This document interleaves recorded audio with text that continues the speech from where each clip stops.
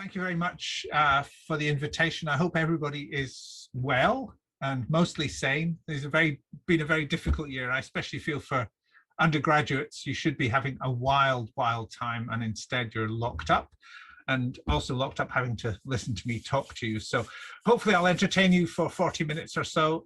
I'll speak quite fast, and maybe somebody in the teaching team can tell me if I'm going too fast in their opinion. And if I am, I will slow down and we just won't do so many slides. I've given you a link to the slides because we are an open project and I feel like we should share our data openly, so please do use them. I've given credit on each slide to who did the work, and if you want to use the picture or use the ideas, give credit to those people, not to me. I think that's important to say. Okay, share screen. And I think it is this one. Okay. So can someone just confirm that you can see my slides? Yes. Yep, good. Okay, so I'm going to talk to you today about some projects I'm involved, really privileged to be involved in, to do with genome sequencing. I've been genome sequencing for effectively all my science life. And after having spent 25 years in a university in Edinburgh and thinking that was where I would retire, this job came up and it's my dream job. It's an astonishing project. I can't say I invented it, and it's a real honor to lead it, and it's a real honor to present these data to you on behalf of our teams. And the basic story in our project is we want to sequence everything. And by everything, we mean everything.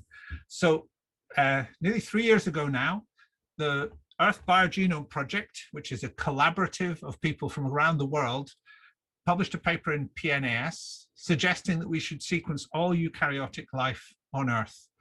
And this is not just because people in the project are involved in museums or obsessed with collecting data. It's because they see that genomic sequencing has advanced to such a state that we can actually dream of doing this, but also that these data are going to be fundamental to the next century of biology. So the idea is that everybody in biology will have a genome on which to base their science. So to me, I think about things like the Human Genome Project, obviously published in 2001, but now most human biology, most of the research we do on humans, most of the clinical applications of that research are based somewhere behind all that on the human genome. So it's changed the way we do human biology, and we want to change the way we do all biology. So there are lots of arguments for doing the sequencing of everything and not just a few representative species. There are scientific ones or philosophical ones, if you like, which is understanding how we all got here. What's the basis, the evolutionary basis of the diversity we see now? How important are, well, what has happened during speciation and evolution? Can we understand the rules that underpin evolution? And also, given that we're in a time of extreme climate change, extreme biodiversity degradation, can we understand what and predict the response of this biosphere to change? We want to provide the data for conservation biology so people can track and trace species, whether they're invasive or for conservation purposes, but also move towards not just conserving the iconic, charismatic, furry animal at the top of the chain, but also conserving the whole ecosystem. So going towards looking at ecosystem genomics. We also think these genomes are going to be a raw feedstock, a raw material for new biotechnology, for making new drugs or for new biomaterials for a post-oil world. So that's the big goals. Doesn't really explain why we have to sequence everything. I think what we know from the few genomes we've sequenced already, and there only are about 8,000 eukaryotic species have had their genome sequenced, is almost every one of those has a surprise in it. A surprise in terms of the biology that we didn't expect, or surprise in terms of some nuance of a particular biochemical pathway we didn't expect, and all of them are valuable in and of themselves. And we think that's going to be true across life. Hello. Nope. So, sorry, my screen's not responding. At the Tree of Life at the Sanger Institute, so the Sanger Institute is probably best known for doing things like sequencing the human genome. It's actually been sequencing other genomes alongside the human for many years. The first genome it sequenced was C. elegans, the nematode worm. It was involved in sequencing many other parasites, the vectors of parasites, pathogens, many thousands of bacterial genomes, and also other representative organisms like mouse. But at Tree of Life at the Sanger Institute, this program, which only started 18 months ago, our goal is to sequence across eukaryotic diversity. And to do that, we've set up a number of projects. So one of them is the Darwin Tree of Life project, where we collaborate across institutes in Britain and Ireland to sequence the diversity on these islands off the west coast of Europe. We have a project called the Aquatic Symbiosis Project, which is just getting going, which is going to sequence about 500 symbiotic species. So this is a host or a macrosymbiont, and the microsymbionts that live inside it, that's corals, that's chemosymbiotic clams, etc. We're involved in the Vertebrate Genomes Project, which aims to sequence all vertebrates. And of course, we're part of the Earth Biogenome Project. So these are projects we've got going at the moment. The ones that most mature is the Darwin Tree of Life project, which has now been running, as I say, for just over a year. And I'm going to talk about that. So the Darwin Tree of Life project is a collaborative project across Britain and Ireland.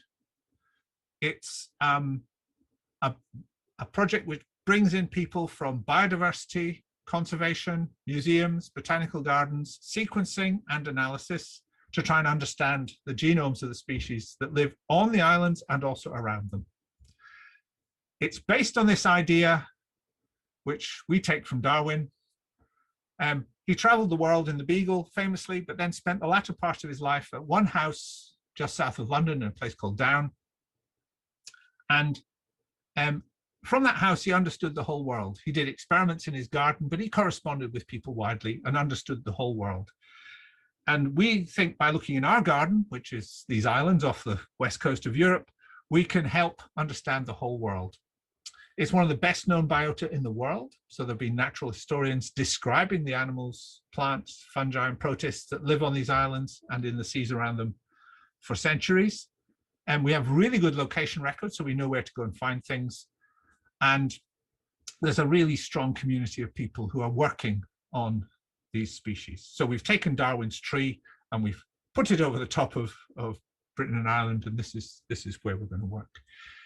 The collaboration doesn't just involve the Sanger, as I said, it involves biodiversity institutions. So Natural History Museum in London, the Royal Botanic Gardens at Kew and Edinburgh, the Marine Biological Association. Very importantly, the University of Oxford. It has a woodland, an ancient woodland near Oxford called Wytham Woods, which is already an ecology observatory, and they want to turn it into a genome observatory. So we're sequencing many species from this ancient deciduous woodland near Oxford.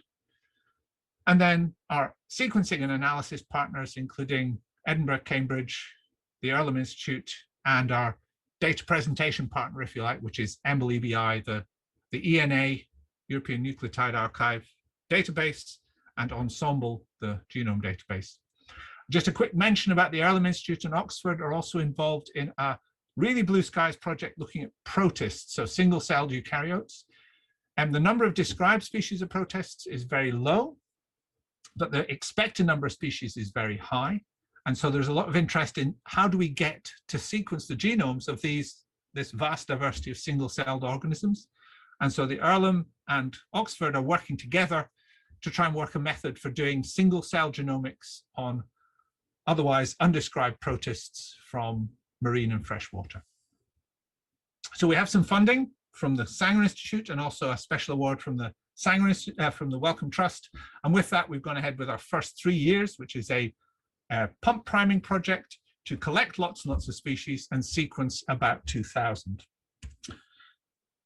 Our goals are to build a community that will use these data to collect specimens, to sequence about 2,000, to do all the R&D we need to make this work, and then to release these data openly. And that's really important for this project, that we're going to release these data openly as we generate it.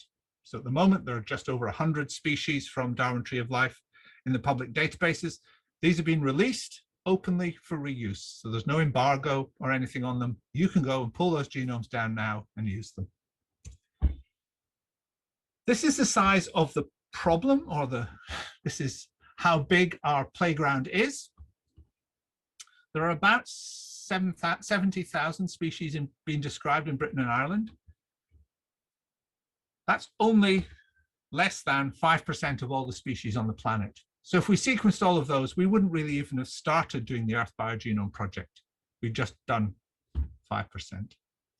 However, those species can be grouped taxonomically into about 4,200 families. And those 4,200 families represent about 40% of all the families of organisms on planet Earth. So if we sequence a representative from every family that is found in Britain and Ireland and in the seas around about, we'll have generated a reference genome for about 40% of all the families on Earth. And so that's our first goal, is to generate family representative sequences for about 4,200 families. We're going to do 2,000 in this first tranche, and then over the next 3 years, we'll do the next 2,000. We're also going to sequence, as you'll see, a bit more deeply within some clades, just to show what you can do with really densely sequenced groups of organisms. So where we can sequence many sibling species, for example. In lockdown, so we all got very excited. We all got ready to go out and collect things in spring, because that's when life happens in this cold and wet bit of Western Europe. And of course, coronavirus hit us. Literally as the collection was starting. So instead, we've done what we call opportunistic collecting. So people have collected where they can. And also we spent the whole year really tuning our processes. And this is the process we use in Darwin Tree of Life. And it's really important that we follow this process very carefully, because it really increases the value of the genomes. Every specimen we collect has to be identified by a competent taxonomist to species. So we don't want to sequence something and work out what it is afterwards, partly because that's a really complicated thing to do in many cases, but also we want this to tie in to the hundreds of years of biodiversity research that's gone before. So we sample a species, we get it identified, and we also get it DNA barcoded. So this generates a short sequence tag. One thing this does is confirms the species identification. It also acts as, if you like, a tracker as the sample goes through the system, just in case there's a mix-up. There haven't been any yet, but there will be, and we'll track them with this. The sample has to be flash frozen when it's collected, flash frozen from live. This is because if all the preservation methods we found so far tend to yield not such good DNA, and we really need really good DNA to go forward. So we have a cold chain, a whole sampling process that involves freezing things in liquid nitrogen or on dry ice before shipping to us. We're investigating other ways of doing it, but that's the way that works. We extract DNA and RNA. There's a lot of research in doing that. And then we do sequencing. So the sequencing we do is mostly long reads. So this is using the Pacific Biosciences instrument in the main and using their HiFi or circular consensus methodology. We also use linked reads. So these are Hi-C or chromatin conformation capture. This allows us to link together the contigs or the sequence assemblies we get from the long reads into chromosomes. And then we also do RNA-seq. The RNA-seq samples the transcriptome and allows us to find the genes in the genome once we've assembled it. We do the data quality assurance. So all that sequencing happens. We do the data quality assurance. We do a primary assembly using the long reads, which gives us contigs. And then we scaffold those contigs together with the Hi-C. That usually gives us chromosomes. We do, for every genome, we do curation just to check that the assembly has gone well. Biology throws up all sorts of wonderful confusions, which the assemblers don't know about, but which humans can spot. And so we do a curation step, and then we submit the genome to the European Nucleotide Archive. Then we go ahead, it's picked up by Ensemble, the genome database. They do gene feature, gene finding, and feature annotation on the genome, and all the data are made public immediately. I'll show you we're publishing every single genome as a little genome note to say, here it is, it's available. And then we do research on it. So that's the process we built during lockdown. We're really proud of this. That's why I spent so long talking about it. And so we can go from a snail in a wood, or a snail on the beach, or a tree in the wood, or a seaweed on the beach, to a genome. We know what we're doing and we know what to look for. Thus far, we have slightly more than this now. 534 species from 231 families and 18 phyla going through the process. As I say, 100 of those have been released, and about 220 or so are in final assembly stages. The rest are still in data accumulation. And these span across the diversity of life. You'll notice a particular bias on here towards the ecdysozoa, and in fact, a particular bias towards the arthropods. This is because we were collecting during lockdown. It is quite easy for people to collect using light traps, flying insects in their gardens. It's much less easy for them to go out into the deep sea and collect crustaceans from the sea bottom. So there is a bias towards what's being collected so far. This is being rectified now. We have a list of target species we're going after this year and next. So 500 odd species. This is how it pans out. We actually have nearly 1,300 species which have frozen samples ready for sequencing at the Sanger Institute. And this corresponds to about 500 families. So we only have 3,600 to go. We're very proud of this achievement thus far. The thing you'll notice is that although we've got 534 species in sequencing, that corresponds to 231 families. How does that square with doing one reference per family? This is because it's been relatively easy to sequence some taxa deeply during lockdown. So we have a bias towards some taxa, and that's fine because that's what we want to do anyway. But anyway, so we're getting there. This corresponds, we think, on the outturn to about 0.5 terabase of genome assembly, 0.5 terabase of genome assembly. We're releasing these data as quickly as we can. So the first thing we do is we publicize that we have raw data. There's a data portal called TOLQC. The link is here, where you can see the data that are available for all the species that we're currently generating data for. We feel this is the best time to announce we're doing something, because just having a specimen in the freezer doesn't mean we can get DNA out of it. Just having a specimen promised to us by a collector doesn't mean we're going to sequence it, because lots of things can go wrong. But the minute we have data, we think actually we're going to get there. The other thing this data is really useful to show you is the sorts of data we're generating. So these are two plots. The one on the right shows you the Kamer profiles. This is the distribution of short sequences, and within the raw data from, in this case, a moth, a butterfly rather, Biodiversity. So the two peaks on that graph show the heterozygous Kamers, which are the ones on the left, the peak on the left, and the peak on the right is the homozygous Kamers. We are sequencing individual specimens. We're not sequencing bulk preparations. This is because with an individual specimen in most taxa, we're only assembling 2 genomes. Obviously, if we mix things up, if we put 5 in there, we're trying to assemble 10 different haplotypes. And that really doesn't work. So especially for small organisms, this is a challenge.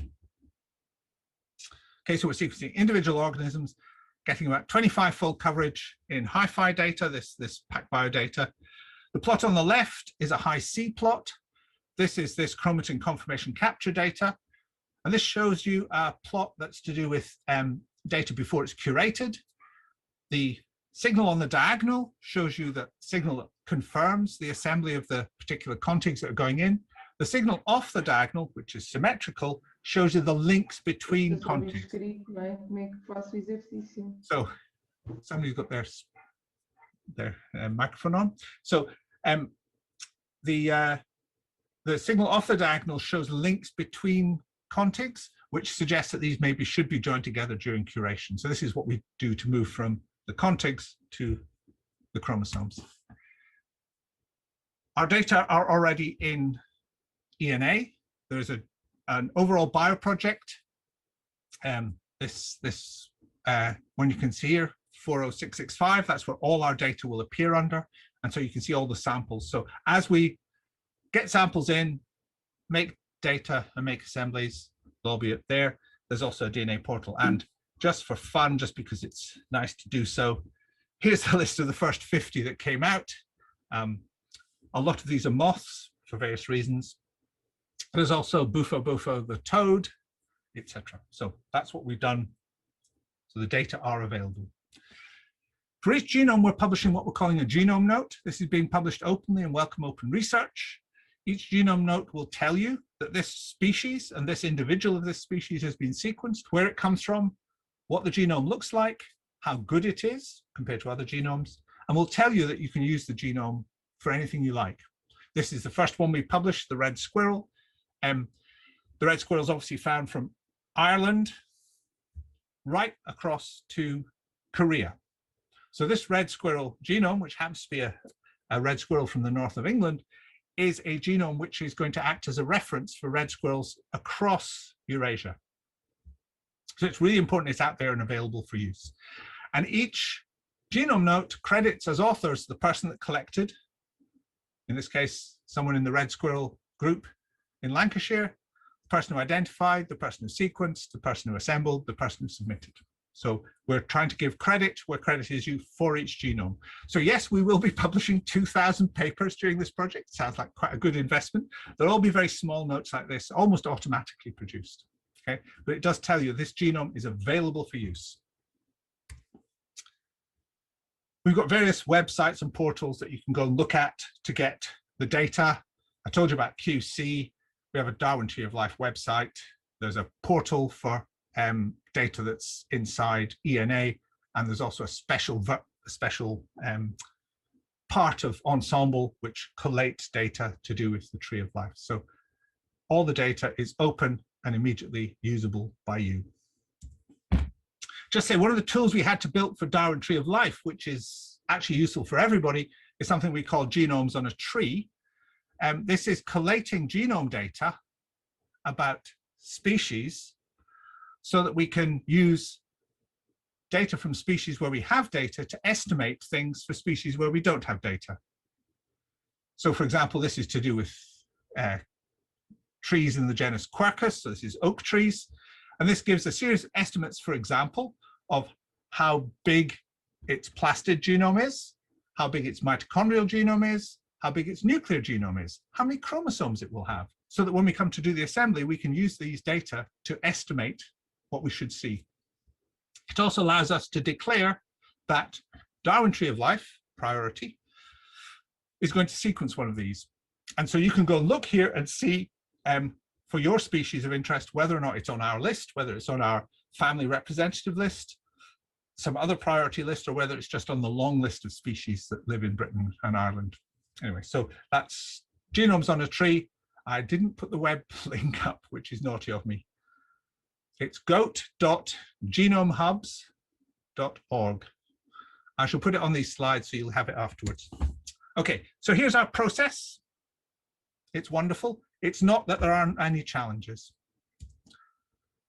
Our first challenge was generating enough data. We're lucky to live in an institute which lives on sequencing, so we've installed a fleet of Sequel IIs to generate our data. These are the Sequel IIe installed in Sanger this spring. So the idea is we'll have 10 of these machines generating data. And what we're doing is generating the PacBio Hi-Fi CCS reads, so about 25-fold per species. Hi-C Illumina reads, about 100-fold coverage of the effective coverage of the genome. We generate additional linked reads, either haplotagging or 10x data, and then RNA-seq data. For some species, we also generate ONT long reads. That's especially if the genome is particularly large or repetitive. These Oxford Nanopore reads take too much compute power to assemble the genome at the scale we want to work at, but they're really good for getting long-range information. And we also do iso-seq, so this is long, complete cDNA sequencing, especially in the family representatives. Okay. So in a way, this is a challenge just to keep this running at scale. So feeding these machines is a challenge. There are other challenges. Not every species sequences as well as any other. This is showing our data. This is real data. We're aiming to get nice long reads out of this Hi-Fi. So this is 15,000 bases. Remember, Illumina data are 150 bases. This is 15,000 bases. So that's 100 times as long. We want it to be longer, but we also notice that there are some species for which we're getting much lower N50s. This is not evidently because of the quality of the DNA as it goes in, but there's something there about extraction and purification of these samples. So we're working on this. For example, at the moment, we're having real struggles with annelids, so polychaetes and oligochaete annelids. Another challenge is the yield. So for most species, we can make lovely libraries. For some species, we get a lovely library, apparently, but it doesn't sequence on the instrument, and we're not sure why yet. It could be because the DNA is damaged in some way. It could be because the DNA has methylation or other patterns. We don't know. But there are a whole number of reasons why some of our runs aren't giving us enough data. So we expect to get about 20 to 25 gigabases of data per run, which is enough to do one gigabase genome. For many runs, we're not getting that. We're investigating that. So that's a challenge. Our other challenge is that some genomes are just big. One reason we started with insects, and especially with Diptera and Lepidoptera, is their genomes are in this lovely space of about 250 to about 250 megabases to about 1 gigabase. So it fits nicely on one cell on the PacBio, but we really recognize that some genomes out there are truly huge. And our colleagues in Edinburgh are now starting to sequence, are moving on to sequence, for example, the mistletoe, Vicia, which is a hemiparasitic plant, which has a genome size estimated from the actual specimen we're sequencing of 95 gigabases. That's 30 times our genome.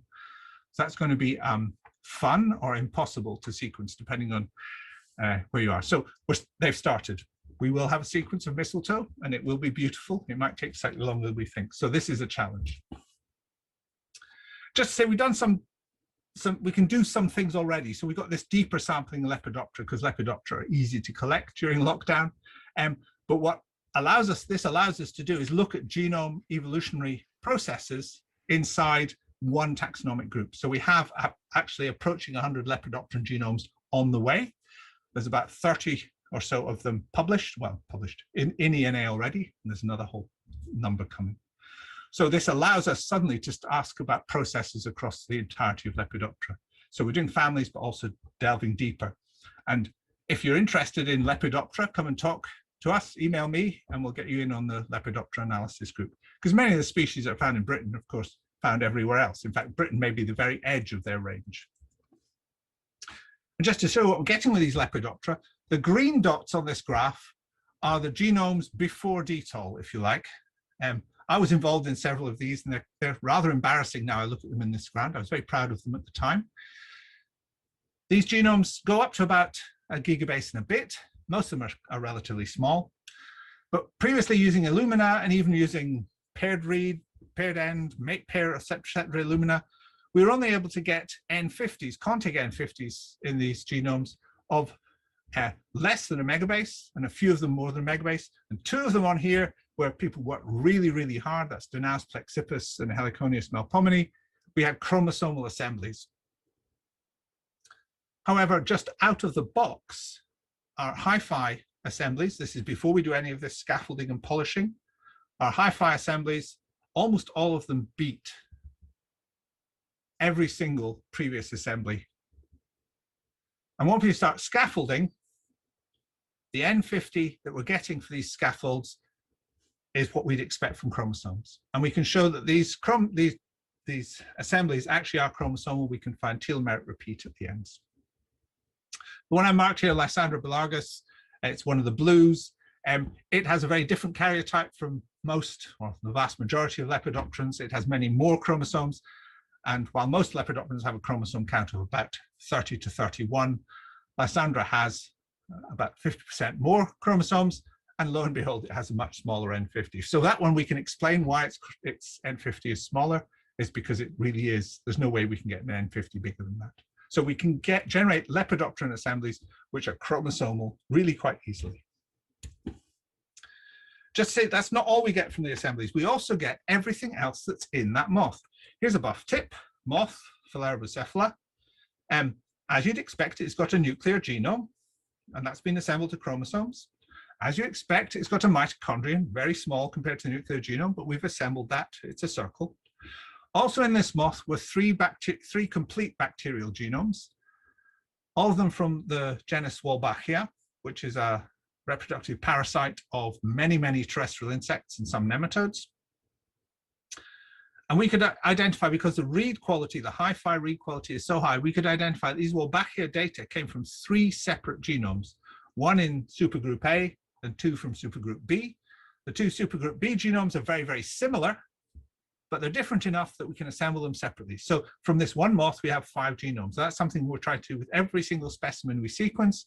We identify the nuclear genome, we identify the mitochondrial genome, the plastid genome if it's a plant, and then we're also trying to identify any other genomes that are in there. That's parasites, symbionts, true symbionts, and of course in the aquatic symbiosis project, we're really trying to sequence the symbionts as well. So this is really exciting for anybody who's interested in ecology, because suddenly we have here a deep sampling of not only the hosts, but also the symbionts and parasites.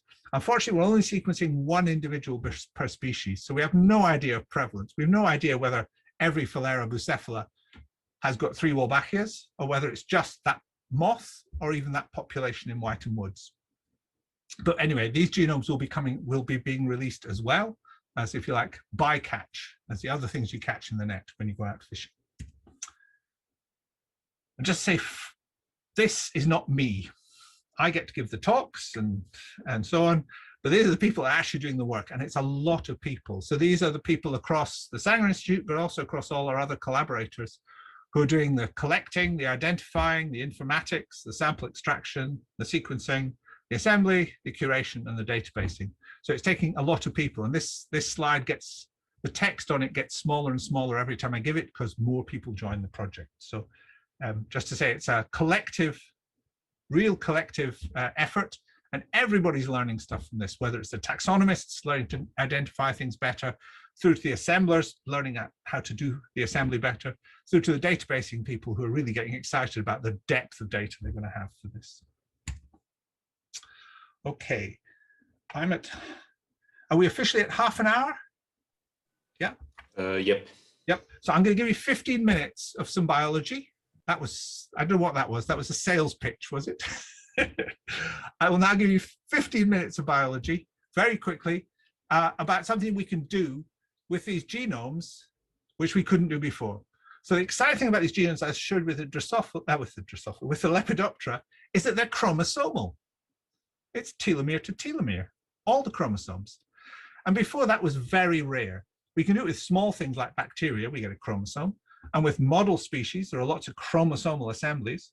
And we'll have lots of assemblies where people have worked really hard, especially with genetics, to build and put together correctly the chromosomes. But often those genomes are actually missing the bits in between. They're often missing, they're often still quite fragmented.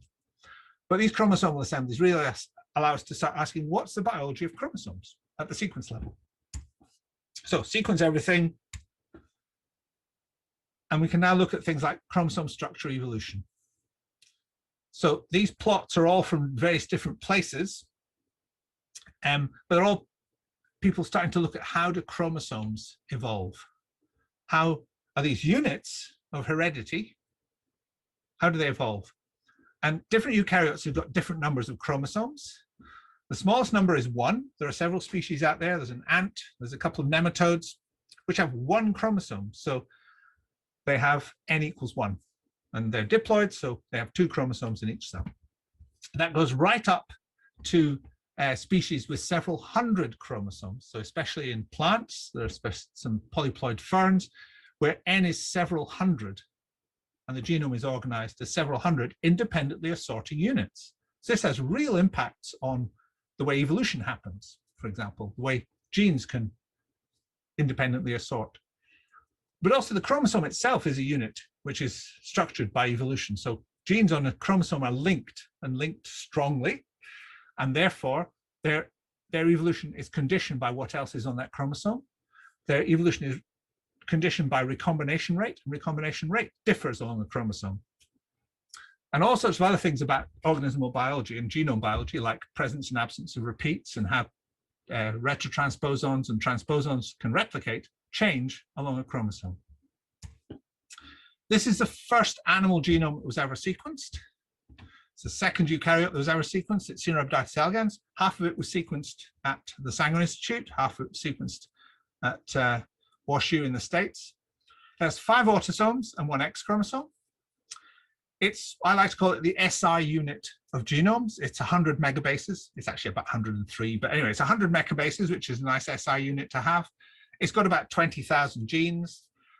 and it has strongly structured chromosomes. So each of the autosomes, 1, 2, 3, 4, and 5, I, V, and V, are very strongly structured. So the colored histograms are of repeats.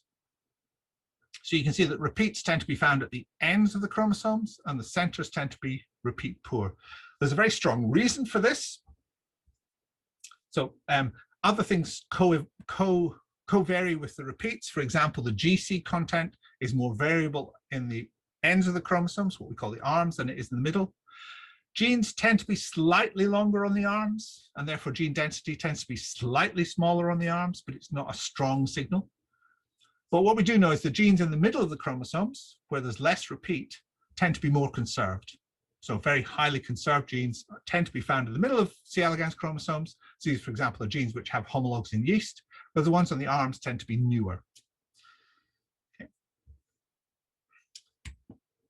This is all related to the genetics of the organism. So this is a recombination map, a physical position in megabases on the x-axis and recombination distance in centimorgans on the y-axis. This is for the 6 chromosomes.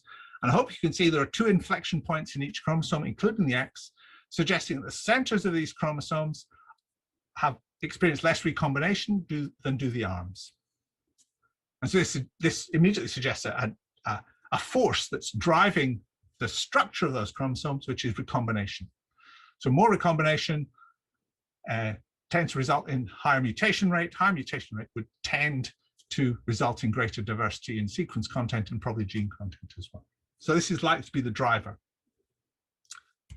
And what we found when we compared to this is another Caenorhabditis, which has a much smaller genome, happens to be a parasite of cows, but has a much smaller genome. So it's only about 60 megabases instead of 100, but it has the same 6 chromosomes, and the genes tend to be kept on the same chromosome. So genes that were in chromosome 1 on C. elegans are also found on a set of contigs which we can quite reliably say this corresponds to the equivalent of chromosome 1 in Caenorhabditis bovis. So these conserved chromosomes have been called Nygon elements by Matt Rockman. In Drosophila, the same sort of thing has been seen. They're called Muller elements after Fritz Muller. But, so these are called Nygon elements after Victor Nygon, who was the first person to do genetics in these nematodes. So but the other thing you'll spot from this is that while the Nygon elements are conserved, the order of genes is not. So it's not quite true that gene order on these chromosomes is completely homogenized between elegans and bovis. So this spans the entirety of all the 60 or so species that we know about in Caenorhabditis. But basically genes can move around. And it's true that genes that are found in the chromosome ends of elegans tend to be found on the ends of chromosomes in bovis, but it's not true of all of them. And similarly, conserved genes that are in the middle of C. elegans are not necessarily found in the middle of C. bovis. So within chromosome, things can get changed around a lot, but they stay on the same chromosome. So we expect all these Caenorhabditis species to have 6 chromosomes, and the genes on each of those chromosomes has been evolving with its partners in that linkage group for the entirety of Caenorhabditis evolution. That's a long time. Well, maybe it isn't. We don't know how deep this tree is. It's probably about 20 million years, probably. It may be as much as 50. There are very few Caenorhabditis fossils that we can go and play with, unfortunately. So we sequenced, some time ago, we sequenced another nematode called Oscheus tupuli, which is a good distance away from C. elegans. Oscheus tupuli also has 6 chromosomes. So the expectation was we find exactly the same sets of genes on exactly the same chromosomes in Oscheus tupuli. The paper that's linked here, which is from 2017, we used standard Illumina data and a bit of the old PacBio Clear data to generate the genome. We went back and resequenced it recently. Wakey, wakey. This is the assembly we got out. It's in 6 pieces. Well, it's actually in 7 because we also got mitochondrion. It's in 6 pieces. And the 6 pieces correspond to the 6 chromosomes. And they're actually complete chromosomes. This graph shows the count of telomeric repeat along each chromosome. And you find random copies of this 6-base sequence along the chromosomes, but there's a peak at the end of every single chromosome. So each of these chromosomes is complete telomere to telomere, straight out of the assembler. There was one problem, which is the middle of chromosome 5, which is the ribosomal RNA repeat, which was horribly collapsed. Yeah, so we had 4.5 copies instead of 115 or so. So we put a gap in here, to be honest, but in fact, it was contiguous. If we compare that to C. elegans, something interesting has happened. So what's happened is that 2 of the chromosomes appear to be mixed up. So chromosome X in elegans is now split across 2 Aucheus chromosomes. And the X chromosome in Aucheus, which we know from genetics is the X, appears to be a mix-up of chromosome 5 and chromosome X. But it's still got 6 chromosomes. So what's happened? So what we did was we used a large number of species. We have a large number of nematode species sequenced now to chromosomes. And we did an independent estimate of what was the chromosome number of the last ancestor of all these nematodes. Did that by defining orthology between proteins, and for each orthology group of proteins, saying in each species what chromosome it was on, and then turning those non-numerical distances into a distance matrix using what's called Gower distance, and then analyzing that matrix to place each orthology group, each dot on the graph, in a cluster. So this is called TSNE. It's a way of dimensionality reduction using data. So this is using 14 species chromosomal assemblies to build a graph. And I hope you can count that there are 7 clusters on this graph. We only have 6 chromosomes in Aucheus and C. elegans, and we have 7 clusters on this graph. Turns out that we identify 7 Nigon units in these nematodes. Okay, and we can identify them across all our species. They're present in numbers you'd expect. The difference in numbers of the representation in different species is also to do with how those species evolve. And we can then paint our chromosomes using these Nigon sets rather than the C. elegans set, and identify interesting things going on.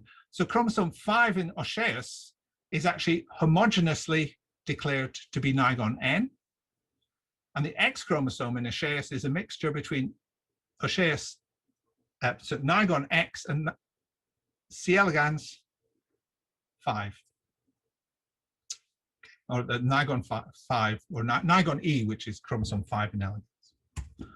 We can paint all our nematodes with this. So here's a wonderful chromosome paint of all these species. And we can build a phylogenetic tree. No, we can build a model of genome evolution on a phylogenetic tree, which describes the vast majority of terrestrial nematodes and parasitic nematodes in the world. Obviously, we haven't sequenced them all. We only have a few. But we still end up with this estimate that the base of Rhabditida, which is this group, which includes many parasites, plant parasites and animal parasites and free-living species, that there were 7 Nigon units. And we can also map where the fusions and fissions have taken place in the evolution of those chromosomes. So we have species which only have 3 chromosomes. We have species that have 24 chromosomes. And in each case, it's actually relatively easy using this model to describe how those karyotypes were derived. So quite exciting. From a picture of complete stasis, we've gone to a picture of real dynamism. Okay, so I realize the time is up, so I'm going to quickly click through another 2 slides just to show you, not that one. So we can also do this in the butterflies, these ones that are coming out of DTOL. We can paint butterfly chromosomes, and suddenly we have totally new pictures of the way that butterfly chromosomes evolve. Some of them are conserved. These butterfly chromosomes are all painted to look like Aglaus io on the left. Euproctis similis, sorry, Lepidopteran chromosomes. Euproctis similis has got a few fusions, has fewer chromosomes. Pieris brassicae has even fewer fusions, and it's not simply, even fewer chromosomes, it's not simply fusions. It's actually completely chopped up. This is not news for Pieris brassicae, but we can now do this across 100 Lepidopteran genomes, just like that. We can also start looking at the patterns in every one of these chromosomes. So just like in C. elegans on the left here, we have this pattern of repeats at the edges and not in the middles. We can also look at that in these Lepidopteran chromosomes. Lepidoptera have about 31. So we can look at GC distributions, repeat densities, SNP densities, etc. across these chromosomes. Remember, if we have 100 Lepidoptera, we now have 3,000 chromosomes to look at. Not 6 or not 27 or 28 as we had in Heliconius. We have 3,000 chromosomes. We can start looking at pattern and process in chromosome evolution. That's the science take home, which I rushed through. Some questions, which I have no idea how we're going to answer, but they're good questions to have. And these are the people who did the chromosome work. Marianne Felix is our Oceus collaborator, and the others are postdocs and PhD students in my group. And I'm going to sequence everything. Thank you.